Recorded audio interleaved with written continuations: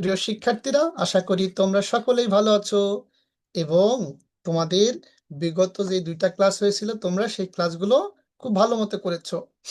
এখন আমি তোমাদের তৃতীয় ক্লাসটা নিতে চলেছি। তো তৃতীয় ক্লাস নেওয়ার আগে তোমাদের বাবা মাকে অবশ্যই, মানে তোমাদের গার্জেনদের অবশ্যই ক্লাসে থাকা উচিত।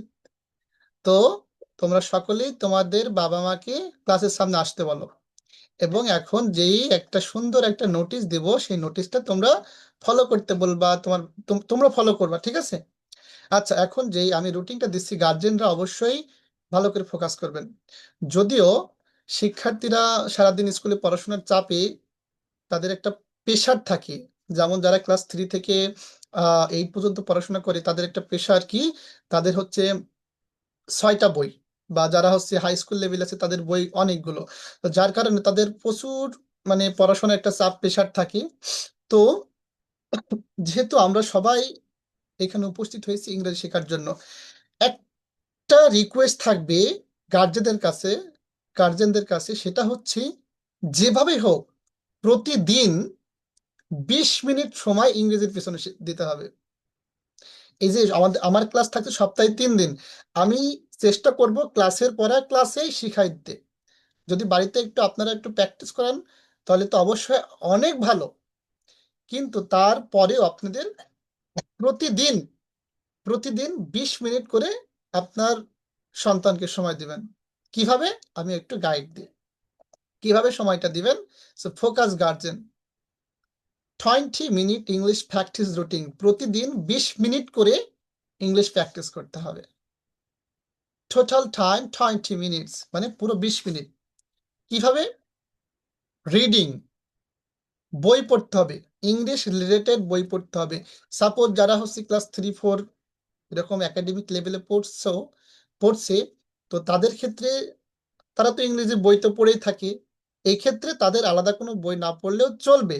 আর যদি এক্সট্রা সময় যদি আপনারা পান তাহলে কিড স্টোরি বুক পাওয়া যায়, এই বইগুলা কোথা থেকে কিনে নেবেন এবং এখানে এখানে সুন্দর সুন্দর গল্প আছে, সেই সুন্দর সুন্দর গল্প তাকে সুন্দর করে পড়তে বলবেন। Suppose pick a short paragraph আর new sentence from a book, মানে বই থেকে কোন একটা বাক্য সেটা পড়ালেন, অবশ্যই 5 মিনিট আপনি পাশে থেকে আপনার সন্তানকে পড়াবেন এবং অবশ্যই আস্তে আস্তে পড়তে হবে। রিড স্লোলি অ্যান্ড ক্লিয়ারলি, পরিষ্কারভাবে পড়ার চেষ্টা করতে হবে এবং যেগুলো পড়বে সেগুলো আন্ডারস্ট্যান্ড, মানে বোঝার চেষ্টা করতে হবে। প্রত্যেকটা ওয়ার্ডকে প্রত্যেকটা ওয়ার্ডকে সুন্দরভাবে বুঝতে পারতে হবে। হয়তোবা তারা বুঝতে পারবে না, অ্যাজ এ গার্জেন হিসাবে আপনাকে তাকে সাপোর্ট করতে হবে, ঠিক আছে? আচ্ছা, তাহলে 5 মিনিট রিডিং মানে ইংরেজিতে বই পড়তে হবে, এটা কিন্তু কন্টিনিউ করতে হবে। আচ্ছা, এবার নেক্সটে বলি।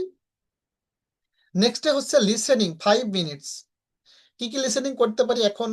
যেখানে তোমরা সবাই এখন ক্লাসে উপস্থিত হয়েছো ফোন দিয়ে, তাই না? ফোন দিয়ে, অবশ্যই সবার তো ফোন আছে, ইন্টারনেট আছে, যার কারণে উপস্থিত হতে পেরেছো ক্লাসে।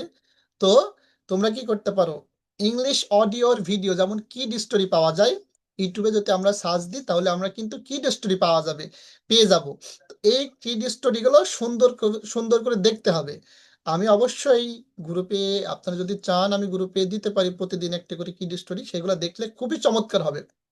আচ্ছা, এবার focus on pronunciation and word you know, মানে স্টুডেন্ট যেই সব ওয়ার্ডগুলো জানে, যেমন একটা লাইনে লেখা আছে হি ইজ আ গুড বয়, যেমন গুড শব্দের অর্থ ভালো, সে কিন্তু এই অর্থটা জানে, তাই না?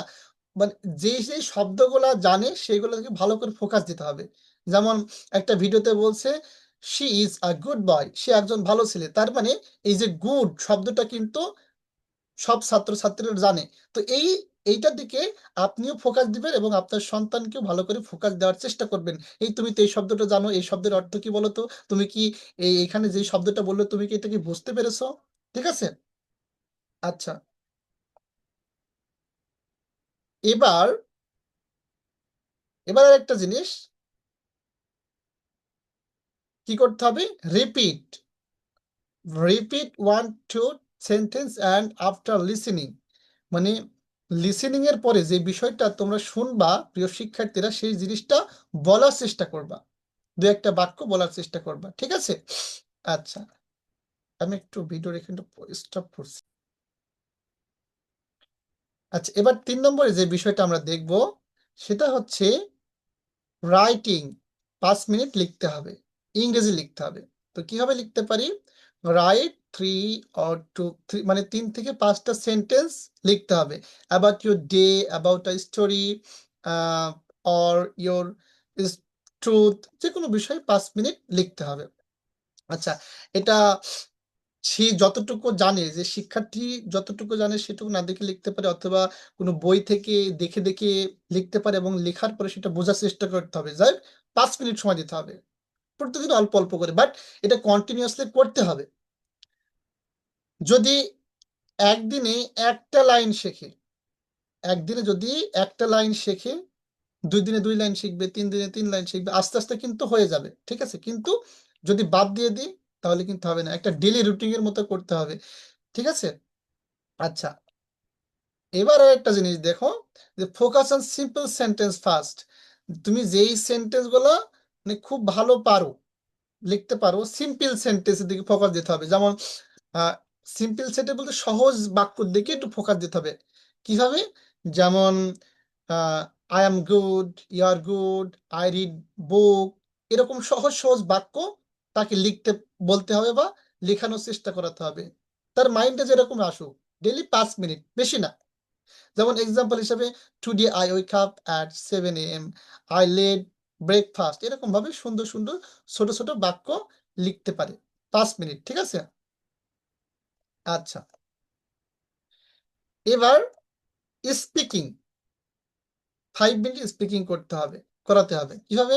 Speak adult about the sentence you wrote, মানে তুমি যে বিষয় লিখলা সেই বিষয়টার উপরে তুমি কিছু বলার চেষ্টা করতে হবে, ঠিক আছে? Try to pronounce is word early, এবং record yourself if possible and listen to mistake, মানে যে বিষয়টা বলতে হবে, যেমন am good, I eat rice, আমি আস্তে আস্তে সব শিখাই দেবো, সমস্যা নেই, বাট গার্জেনদের একটু অ্যাক্টিভ করতে হবে। যেমন এরকম কথাবার্তা বলার পরে, যে আমরা ফোনে রেকর্ড করি না, 1 মিনিট হোক, 30 সেকেন্ড হোক, 20 সেকেন্ড হোক, এটা আস্তে আস্তে নিজেকে রেকর্ড করতে হবে, ঠিক আছে? ক্যামেরাতে সবারই ফোন থাকছে, এটা ভিডিও রেকর্ড করার পরে, এবং বাচ্চাদের শোনাতে হবে যে তোমার এখানে মিস্টেক হয়েছে, তুমি একটু কারেক্ট করার চেষ্টা করো, ঠিক আছে? আপনার সন্তানকে আপনি যতটুকু সময় দিবেন বা যেভাবে সময় দিবেন, আপনার সন্তানও কিন্তু ঠিক সেইভাবে গ্রো করবে। তো এই ছিল গার্জেনদের জন্য অ্যাডভাইস, বা 20 মিনিট, ডেইলি 20 মিনিট এটা কন্টিনিউ করতে হবে, ঠিক আছে?